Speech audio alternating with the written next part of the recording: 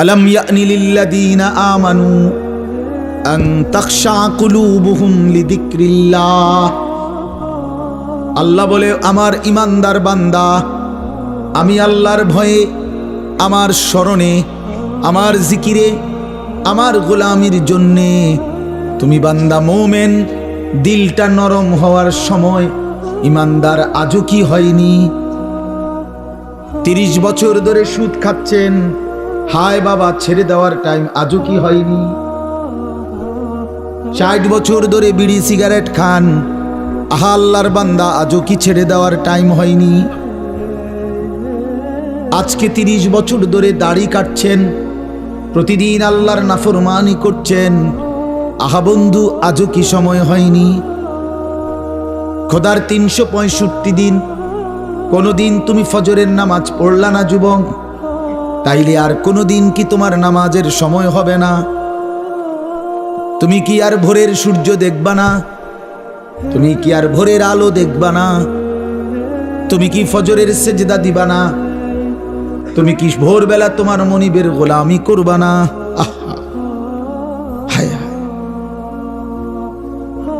আফাহাসিবতুম আন্নামা খালাকনাকুম আবাথা। আল্লাহ বলে, বান্দা তাহলে কি এই ভেবেছো আমি তোমাকে অনর্থক বানিয়েছি? ও আন্নাকুম ইলাইনা লা তুরজাউন। আল্লাহ দ্বিতীয় প্রশ্ন করেছেন, বান্দা বলো তো তুমি কি এই ভেবেছো, তুমি কি এই মনে করেছো নাকি আমি আল্লাহর কাছে তুমি ফেরত আসতে হবে না? উত্তর দেন, হ্যাঁ যেতে হবে কিনা? হাসলেও মরতে হবে, কাঁদলেও বন্ধু মরতে হবে, সুখের সাগরে ভাসলেও মরে যাবে, দুঃখের পাহাড়ে পড়ে গেলেও মরে যাবে। 3 বেলা খাবার পূর্ণ জুটলেও মৃত্যু হবে, অভুক্ত ক্ষুধার্ত আর দারিদ্র হলেও মরে যাবে, মৃত্যুবরণ করতেই হবে। কুল ইন্নাল মাউতাল্লাযী তাফিরুনা মিনহু ফাইন্নাহু মুলাকীকুম। আল্লাহ বলে, বন্ধু বলে দেন আমার বান্দারা, মৃত্যু থেকে তোমরা যেখানেই পলায়ন করো না কেন, সে নিশ্চিত তোমাদের সাথে মোলাকাত করবে। ফাইন্নাহু মুলাকীকুম সুম্মা তুরাদ্দুনা ইলা আলিমিল গায়বি ওয়াশ শাহাদা। অতঃপর আল্লাহ বলেন, সবাইকে মৃত্যুর মাধ্যমে প্রকাশ্য এবং গোপন সব কিছু জাননেওয়ালা সত্তা মহান আল্লাহর নিকটেই ফেরত নেওয়া হবে।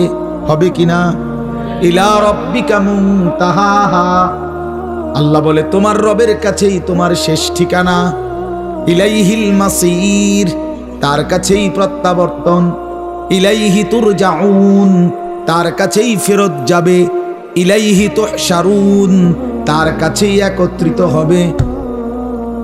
বারবার আছে কোরআনে, বারবার বারবার এই কথাটা বারবার আল্লাহ বলছে, এই বান্দা ফিরতেই হবে, ফিরতেই হবে, ফিরতেই হবে। এই বান্দা, আমি ঘুড়ির সুতা ছাড়ছি, আমি রব্বুল আলামিন নাটাই ছাড়ি নাই, সুতা ছাড়ছি, সুতা, নাটাই না, নাটাই আমার হাতে। 60 বছরের সুতা ছেড়ে দিছি, 70 বছরের সুতা ছেড়ে দিছি, 90 বছরের সুতা ছেড়েছি, কিন্তু নাটাই আমার হাতে।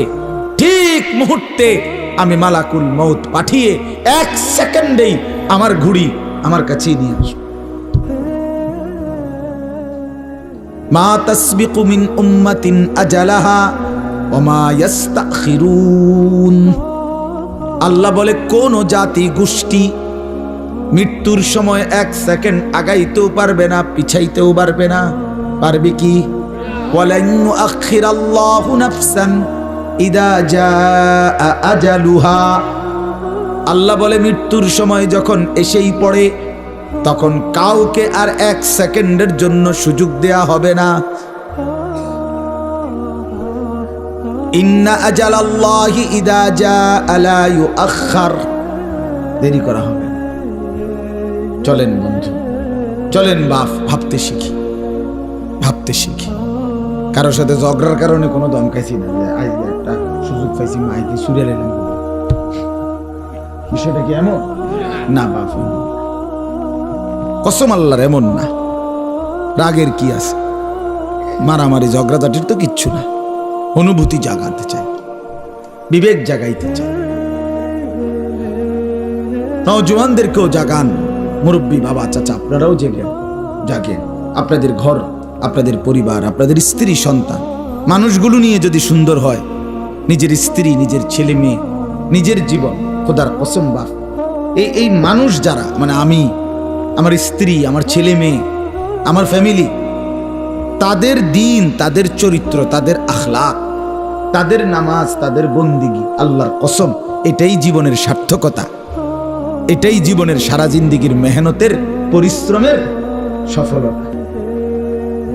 সারা জীবন পরিশ্রম করে 60 বছরে আমি শুধু খাট পালং সোফার ফার্নিচার বানাইলাম, আসবাবপত্র আর গহনা বানাইলাম, ইট বালু আর সিমেন্ট আর টাইলসের মেহনতি করে গেলাম, এটা তেমন উল্লেখযোগ্য কিছুই হলো না। পরবর্তী আপনার ইন্তেকালের পরে 20 বছরের ব্যবধানে একটা ফার্নিচারও আমনের ঘরে থাকবে না। এই সোফা পৃথিবীর সবচেয়ে দামি কাঠ দিয়া বানাইলেও বন্ধু আমার, বাপ আমার, আপনার মৃত্যুর 20 বছরের ভিতরে আপনার জেনারেশন, ছেলে মেয়ে, নাতি নাতনি, কেউ এগুলো রাখবে না।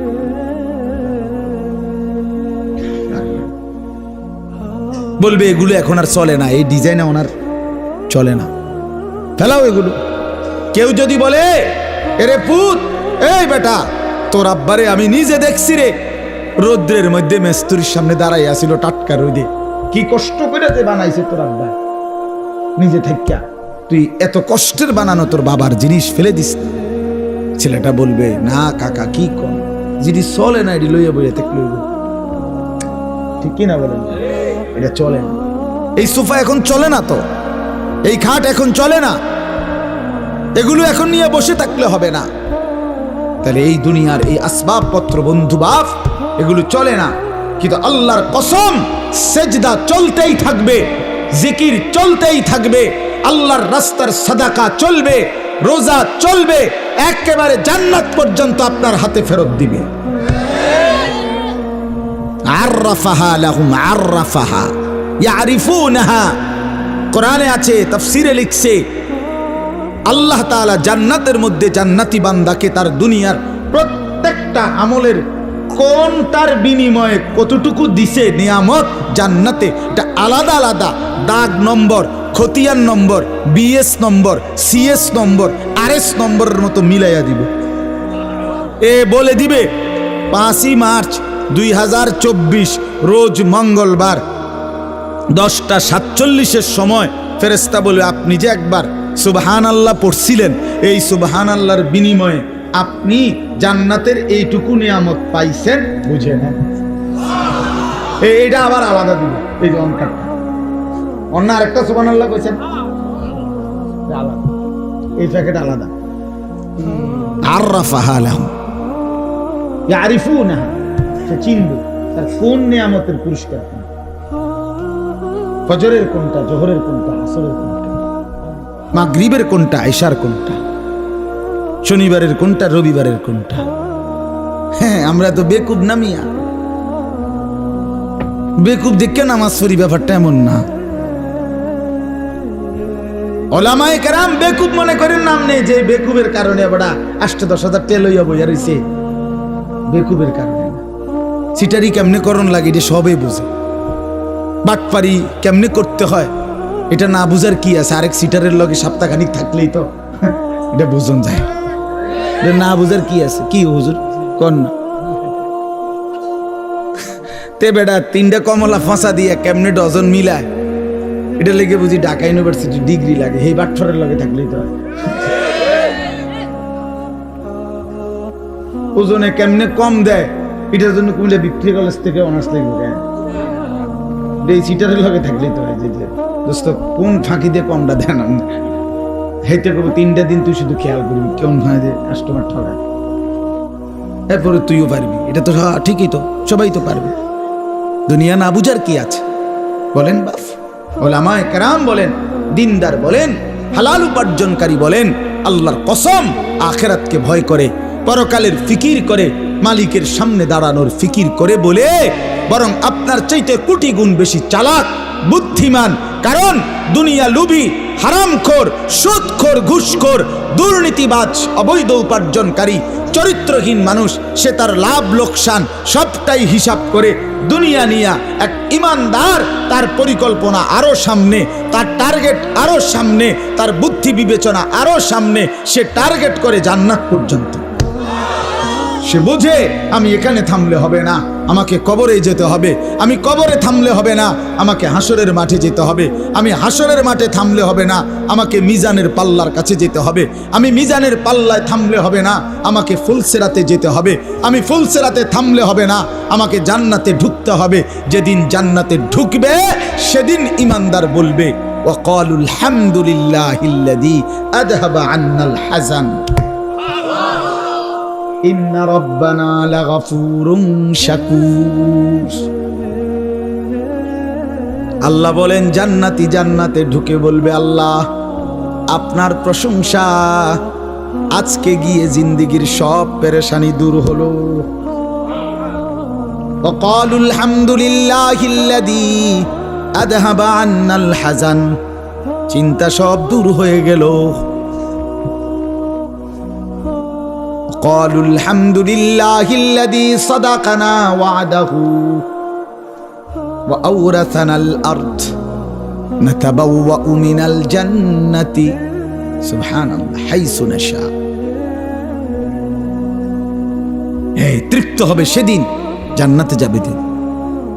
এজন্য টার্গেট তো জিন্দেগীর, জীবনের টার্গেট তো ওই পর্যন্ত। বাস, এখানে থেমে গেলে হবে না যুবক ভাই, এখানে থামলে হবে না। শুধু এই নারীর পিছনে শেষ হলে হবে না বন্ধু, তোমাকে আরো সামনে যেতে হবে। শুধু এক নারী, এক মোবাইল, এক ছবি, এক নর্তকী, আল্লাহর কসম বন্ধু, এখানেই তোমার শেষ না, আরো যেতে হবে তোমাকে। তুমি চাইলেও যেতে হবে, না চাইলেও যেতে হবে। হাসরের ময়দানে তুমি দাঁড়াইতেই হবে, ফুলসিরাত তোমাকে পার হইতে হবে। তুমি না চাইলে ফেরেশতা তোমার ধাক্কাইয়া সামনে নিয়ে যা, বেটা, ধাক্কাইতে ধাক্কাইতে জাহান্নামে ছুঁড়ে মারবে। ইয়াসলাহা মাদমুমাম মাদহুরা, কোরআনে আল্লাহ বলছে জাহান্নামীকে বেইজ্জতি করে, লাঞ্ছিত করে, অপদস্থ করে এরপরে ধাক্কা দিতে দিতে জাহান্নামের দিকে ঠেলে নেওয়া হবে।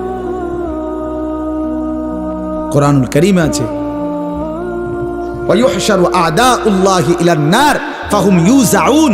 এই শব্দের দুই অর্থ। এক অর্থ এটাও যে জাহান্নামীদেরকে আল্লাহ বলেন ধাক্কা দিতে দিতে, লাথি দিতে দিতে জাহান্নামের দিকে ফেরেশতারা নেবে।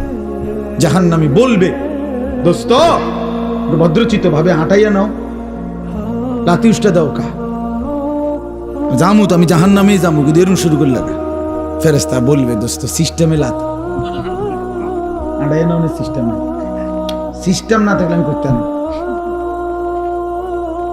সিস্টেম অনেক অনেক আপনার ফাস্ট ফুডের দোকান, ওই যে এখানে বার্গার বুর্গার বেছে, এগুলো আছে না, ফাস্ট ফুডের জিনিস, এর মধ্যে কোনো টুলে নাই, বই নেই, সিস্টেমে খারাই। অনেক আপনি শহরে দেখেন কোনো বসার কিছু নেই, সিস্টেমে হলাম না, দাঁড়াইয়া খাইতে। আমি একবার বাংলাদেশের একটা 5 স্টার হোটেলে গেছিলাম, একবার জীবনে আমার বিশেষ একটা আলেমদের সেমিনার হয়েছিল। পরে ওই 5 স্টার হোটেলে গিয়ে খানার টাইমে, খানার জন্য গেছি যেখানে বড় রুম, ওইখানে কইলো যে খানা কো, আমি কইলাম টেবিল কই, এক সাইডে দিয়ে শুধু কতটি এরকম টুল আছে, আরে এরকম লম্বা, আর ওইখানে যেখানে তারা খানা রেডি করে রাখছে, ওখান থেকে গিয়া দাঁড়াইয়া কই তুইব, ওখানে তারা দিলে ওই নিজে হাতে করে আইন না, তারপরে এনে টাইম আমার সোজা আমি কান্দে করে আনতে। তাহলে এই জন্য বললাম সিস্টেমে লাথি, সিস্টেমে ধাক্কা। আল্লাহ আমাদেরকে মাফ করে দেন। আমি বন্ধু ফিরাইতে চাচ্ছি আপনাদেরকে, এটা বুঝাইতে চাইলাম, দয়া করে হায়াতের কদর করেন, নিজের জীবনে রহম করেন। বাস্তবিক কথা তো এটাই যে এই মুহূর্তে আসলেই সারা পৃথিবীর লক্ষ কোটি মুসলমান মুমিনের কাছে একটাই অপেক্ষা, একটাই অনুভূতি, মাহে রমজান। মাহে রমজান ব্যতীত অন্য কোনো আকাঙ্ক্ষা, স্বপ্ন, পরিকল্পনা বলতেই নাই। সবার জবানে এক উচ্চারণ, রমজান। রমজানের আগে, রমজানের পরে, রমজানের মাঝে, রমজানের শুরুতে, মানে যে কোনো কথাই বলে এটারে সাথে নিয়ে, ঠিক না? বিষয়টা এমন হয়ে গেল। রমজানের আগে খালি নেই, রমজানের পরে আবার ডেট দিন। আমি আমার কথা বলতেছি, রমজানের আগে আজ ঝামেলা করেন না, মানে হ্যাঁ, সব কিছু এখন এই আগে পরে রমজান। রমজানের প্রথম দশক উমরায়, রমজানের শেষ দশক এতেকাফ, মাঝখানের সময় বাসায়, মাদ্রাসায়, এই সব মিলাইয়া রমজানের প্রস্তুতি। বাসায়, মাদ্রাসায়, ভাই বোনদের সাথে কথাবার্তায়, সব কিছুতেই আলহামদুলিল্লাহ মুমিনের জবানে এখন শুধুই রমজান, শুধুই রমজান। এটা রমজানের একটা বরকত যে আল্লাহ তাআলা রমজান আসার আগেই রমজানের একটা আবহ, রমজানের একটা পরিবেশ আল্লাহ তাআলা চারদিকে করে দিচ্ছেন। সুবহানাল্লাহ। এবং যেই কোনো মুসলমান দেখবেন, আপনি যদি বিবেকবান হন, উপলব্ধি করবেন যে যখনই চাঁদ ওঠে মনে হয় যেন ভিন্ন একটা বাতাস গায়েব হয়। আজীব, এটা আমি তো আলহামদুলিল্লাহ অনেকবার অনুভব করছি। রমজানের চাঁদ উঠলেই মনে হয় যেন আল্লাহ তাআলার রহমের চাদর, রহমের বাতাস বইতে শুরু করছে। এই জন্য বাফ, মূল কথা এটাই। প্রথম কথা, যেই মুহূর্তে আমাদের আবেগ, অনুভূতি, অপেক্ষা শুধুই আল্লাহর কাছে সবচেয়ে বেশি দিলের তামান্না যে আল্লাহ রমজান পর্যন্ত পৌঁছিয়ে দেয়। রাসূলুল্লাহ সাল্লাল্লাহু আলাইহি ওয়াসাল্লাম রমজানের পূর্বে 3টি কাজ বিশেষভাবে করতেন। 1, 2 মাস দোয়া করতেন রমজানের জন্য। তুমি এটা খুঁড়ু খুঁড়ু করো না বেটা, রাত বাজে 11টা, আমি বুট খাও, ভাত খেবে কোন সময়? কি রে ভাই, এত রাইতে যদি বুটে খাও তো ভাত খাবে কোন রায়? কেউ বুট বাদাম খাবেন না, খাইও না বাপ, চুপচাপ শোনো না, ঠিক আছে না? ইনশাআল্লাহ তাকায় থাকো, যাই বুঝো। দেখেন, এটা আমি একটু গুরুত্ব বেশি দেই। এই মোবাইল টিপলে, বুট বাদাম খাইলে, সদর বদর করলে আমার ভালো লাগে না। আমি এটা বলতে পারি না আর কি।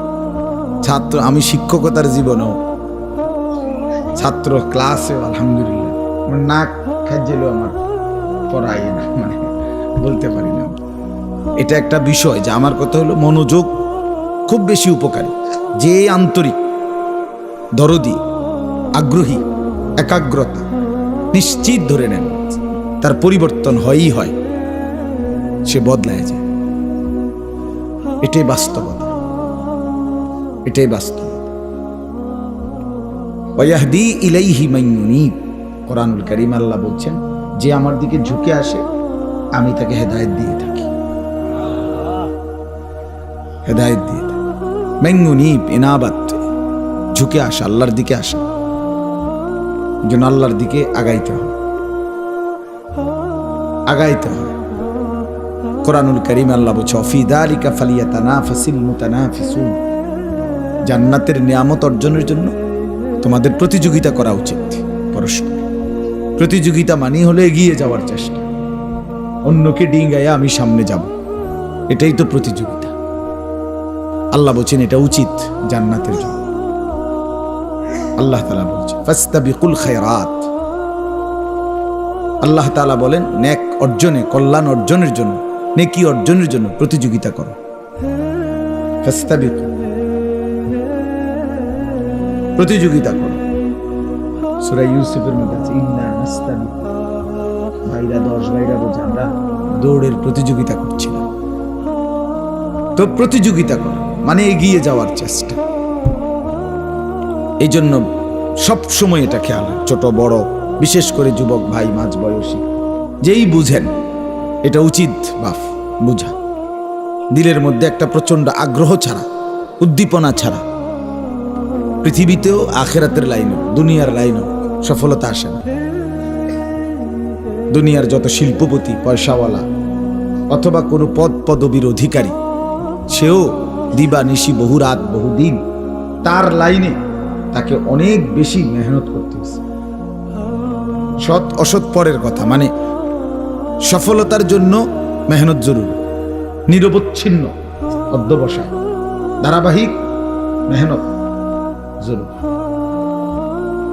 আখিরাতের লাইনেও যারা আল্লাহর নেক বান্দা, আল্লাহর ওলি, আল্লাহর প্রিয় বান্দা, প্রত্যেকেই খুব বেশি পরিমাণ ইবাদত আমলে মেহনত করছেন, রাত দিন বিনিময়ে তার আল্লাহর প্রিয় পাত্র হয়েছে। অতএব এই ধারাবাহিক মেহনত, অব্যাহত প্রচেষ্টা মানুষকে মঞ্জিলে, কাঙ্ক্ষিত গন্তব্যে পৌঁছায়, কাঙ্ক্ষিত গন্তব্যে পৌঁছায়। এই জন্য এটা জরুরি। যত ছেলে পেলে, নারী পুরুষ দেখবেন গাফেল, এই ফালতুদেরকে দিয়ে কোনো কাজ হয় না, দুনিয়ারও না আখেরাতেও না। যে সমস্ত ছেলে পেলে এই বসে বসে মোবাইল টিপে নারীর নাচ গান, জিনা, ব্যভিচারের দৃশ্য, সমবয়সী বন্ধুদের সাথে ঘন্টার পর ঘন্টা আড্ডা দিতেছে, এই নিজের চুল নিজে ফিরায়, জেন দিয়া মুতে ধরে হেন্দা মুত্তা দেয়, কি পাগল ছাগল, বুঝেন না কথা? যে কোনো বেড়ি দেখছে এটার ফিসে ফিসে হাঁটতে আছে, প্রতিবন্ধী আর কি, তার সিরা মাথা কি লেগা হাসে, এও কইতারে না, নিজে নিজে মোবাইলের সামনে ছবি উড়ায়, আবার হাসে, কাইত হয়, শীত হয়, আহ প্রতিবন্ধী, পাগল, মাতাল। লাআমরুকা ইন্নাহুম লাফি সাকরাতিহিম ইয়ামাহুন। আল্লাহ কোরআনে বলছে, বন্ধু আপনার হায়াতের কসম, নাফরমানরা তাদের নেশায় মত্ত, নাফরমানিতে মত্ত, মাতা। কোরআনে নবীজি আল্লাহ বলছে, আপনার জিন্দেগীর কসম বন্ধু, ইন্নাহুম লাফি সাকরাতিহিম ইয়ামাহুন, তারা তাদের মাতলামিতে ডুবে আছে, নেশায় মত্ত হয়ে আছে। এজন্য আল্লাহ বলছে এরা মাতাল,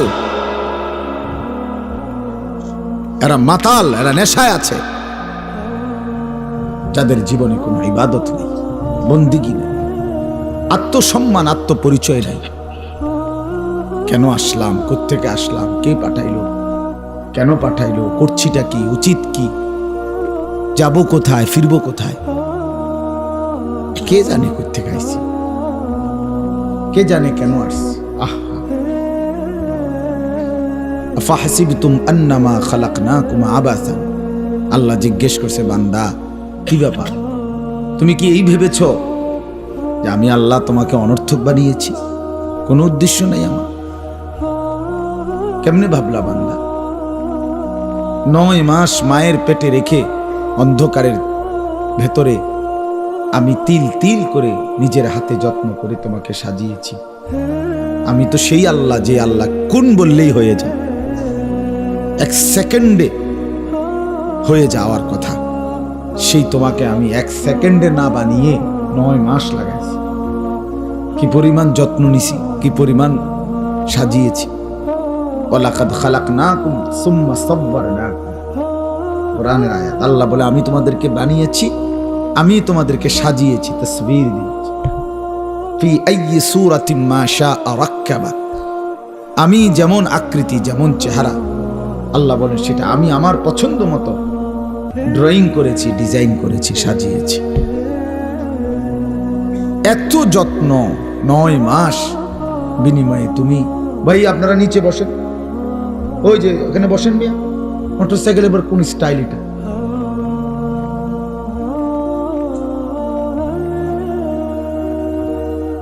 তো আমি এটা সবসময় দায়িত্ব বোধ করি, আমার চোখের সামনে যতক্ষণ যে কয়জন, তাদের ব্যাপারে আমি আমার কাছে এটা আমানত। কথা বুঝছেন না? নজরের বাহিরে যে, তারে নিয়ে আমার কোনো পেরেশানি নেই, কিন্তু চোখের সামনে যারা, তাদের সময় আমার কাছে আমানত। কাজে আমি এটাকে সর্বোচ্চ উত্তমভাবে ব্যয় করার চেষ্টা করা আমার দায়িত্ব, আমার জিম্মাদারি এটা।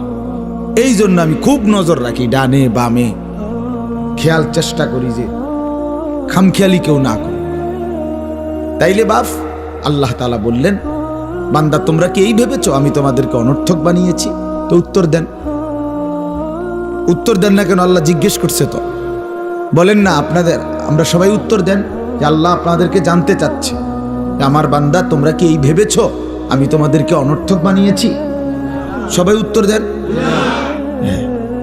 যদি উত্তর দিয়ে থাকেন তো এবার আপনি আপনার হিসাব বলেন। সারাদিনে যারা এক ওয়াক্ত নামাজ পড়েন নাই, ছেলেরা তোমরা যারা পড়ো নাই, তো বাপ তুমি বলো তোমাকে আল্লাহ তাআলা কি জন্য বানাইছে? সারাদিনে যারা দিবানিশি মোবাইলে নাচ গান উলঙ্গ ছবি দেখো, দোস্ত বলো তুমি অপদার্থকে, তুমি অসভ্যকে আল্লাহ কেন বানাইছে? তোমার সাথে জানোয়ারের তফাৎ কি? বলো ভাইয়া। গত 1 বছর ধরে যারা কোনোদিন খোদার 365 দিনে ফজরের নামাজ পড়লা না, তুমি বলো বন্ধু তোমার পরিচয় মানুষ কেন? কিভাবে তুমি মানুষ? কোন সূত্রে তুমি মানুষ? ভাত খাও দেখা তো জন্তু জানোয়ার খায় না, কথা কর না কেন? তুমি পেশাব পায়খানা করো দেখা মানুষ, তো জন্তু জানোয়ার পেশাব পায়খানা করে না। তুমি ঘুমাও দেখা মানুষ, তো জন্তু জানোয়ার ঘুমায় না। তোমার যৌন চাহিদা, জৈবিক চাহিদা আছে এই জন্য মানুষ, তো জন্তু জানোয়ারের জৈবিক চাহিদা নাই। গরু ছাগলের ছাওয়া হয় না, কুকুর বিড়ালের বাচ্চা হয় না, তো কি সূত্রে তুমি মানুষ? ওই ভাই মোবাইলটা নামান, মোবাইলটা নামান, এমনি শুনেন, আমার দিকে তাকায় শুনুন, নামান, এটা নামান, হাতে ধরে মোবাইল ধরে নেন। আপনি ফিকির করেন, মোবাইলে অনেক ওয়াজ আছে, হাজার হাজার লাখ লাখ ওয়াজ, সব বক্তার, আমাদেরও আছে, অন্য বক্তাদেরও আছে। হুজুরারে হোতাইয়া, কায়দ করিয়া, শীত করিয়া, টানাইয়া, লম্বা করিয়া, ঘাড় করাইয়া, সব ধরনের ওয়াজ আছে। বুঝেন নাই কথাটা? দোস্ত সামনাসামনি শুনি, বলেন কিভাবে আমি আমার পরিচয় বুঝাই দেই। আমি যে মানুষ, আমি যে ছাগল না, আমি যে গরু না, কুকুর না, বিড়াল না, আমি যে কুকুর না, শুকর না, তফাৎ কোথায়? তফাৎ কোথায়? আমার বন্ধু বলেন, বেনামাজি ছেলে বলো মিয়া, আজকের সারাদিনে যারা 1 ওয়াক্ত নামাজ পড়ো নাই, দাঁড়াও বলো অপদার্থ পৃথিবীতে কেন আসছো? কত লক্ষ নারী দেখলে শখ মিটবে? কত উলঙ্গ ছবি দেখলে তৃপ্তি হবে? আর কত সুদের টাকা গুনলে অভাব যাবে? আর কত টাকা কিস্তি নিলে আপনার সংসারের অভাব ঘুচবে? বলেন না ফরমান, হারামখোর, সুদখোর, বলেন। আর কত টাকা নিলে, আর কত টাকা টার্গেট? আরে না ফরমান, আর কয়দিন পরে অভাব যাবে? কোন হারামখোরের অভাব শেষ হয়েছে কোন দিন? বলেন মিয়া, একটা সুদখোরের নাম বলেন যে ওই সুদখোর ঘোষণা দিছে যে এখন থেকে আর কোনোদিন আমার আর কোনো টাকা লাগবে না। ওই ওই ওই হারামখোর কি?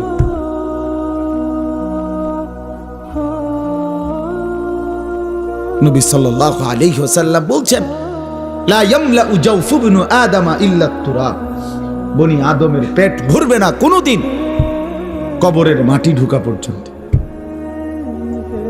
মানুষের চাহিদা শেষ হবে না। দুনিয়া রাক্ষসের নাম বন্ধু। এই রাক্ষস শুধু গিলে খায় আবার হা করে, সেকেন্ডের ভিতরে ইউটার্ন করে, মানে হা করে আবার। দুনিয়া এক অতৃপ্ত। এই জন্য বাপ খামখেয়ালি করে উড়াই দিও না। ছেলেরা একজন আর একজন হাসে উড়াই দিও না। যদি মনে করো তোমার কর্তব্য মনে করাই দিলাম, তোমার নিজের পরিণতি পরিচয় তোমাকে তুলে ধরলাম, তবুও তোমার হাসি আসে, তো বাস্তবিক অর্থেই তুমি মানসিক ডাক্তার, পাগলের ডাক্তার দেখানো উচিত। কারণ তোমার বিবেক বলতে কিছু নাই। তুমি তো অনুভূতি শূন্য। তুমি তো আর আলো চেনো না, অন্ধকারও চেনো। তুমি ফেসাবও চেনো না, পানিও চেনো। তুমি নাপাকও চেনো না, পাকও চেনো না।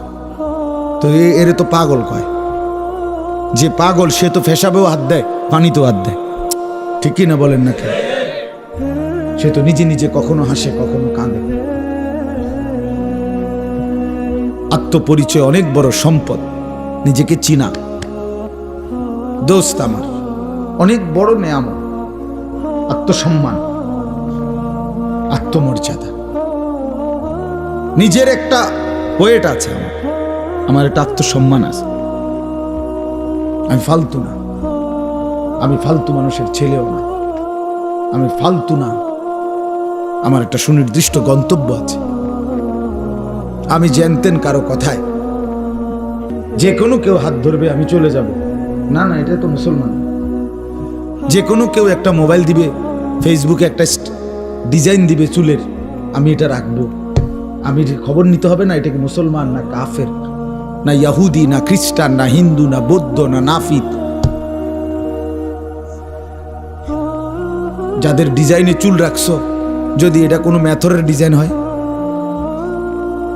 প্রথম এই ডিজাইন যদি কোনো মেথরের বানায় থাকে তখন কথা বলেন না কেন?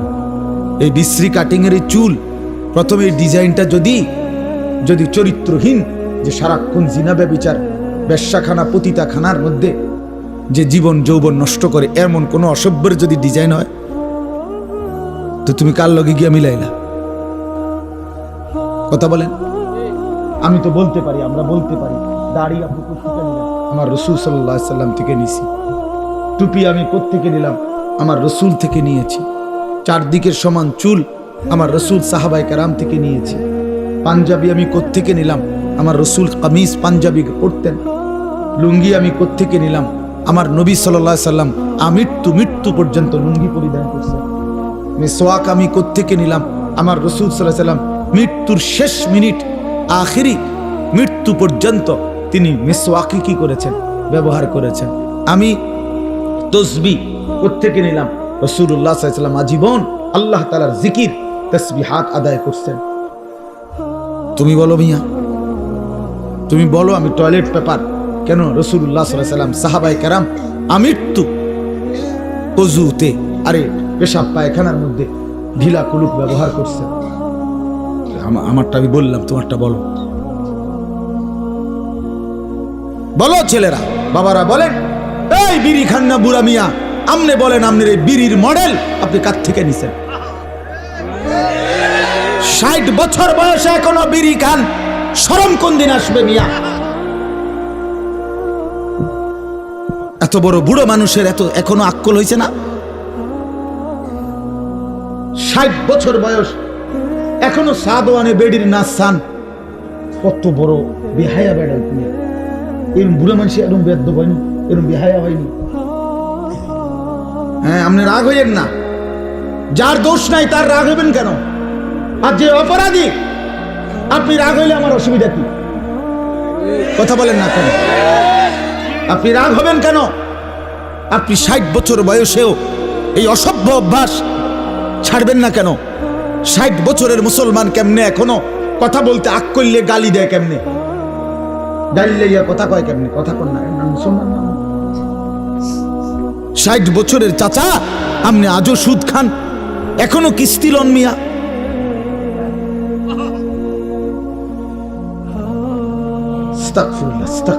আজও সময় হয়নি